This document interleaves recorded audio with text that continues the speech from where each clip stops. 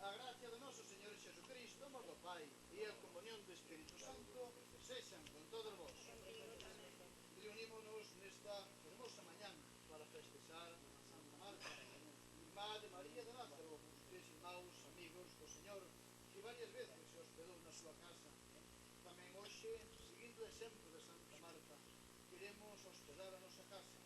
Queremos que a nosa casa nelas hospede Cristo. Cristo personificado nos irmãos e en todas as persoas. Que a nosas casas non teñen as portas pechadas o irmão que pide axuda.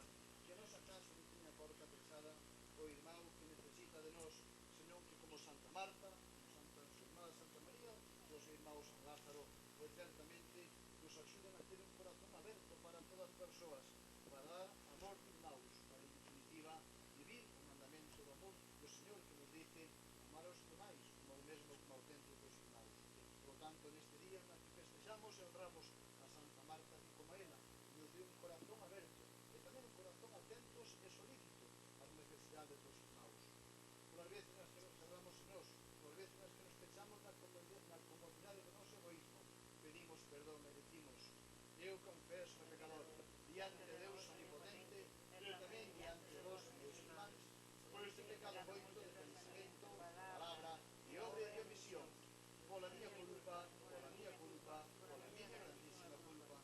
Por eso lle pido a Benaventurada Virxe María, a todos os anxos e santos do ceo,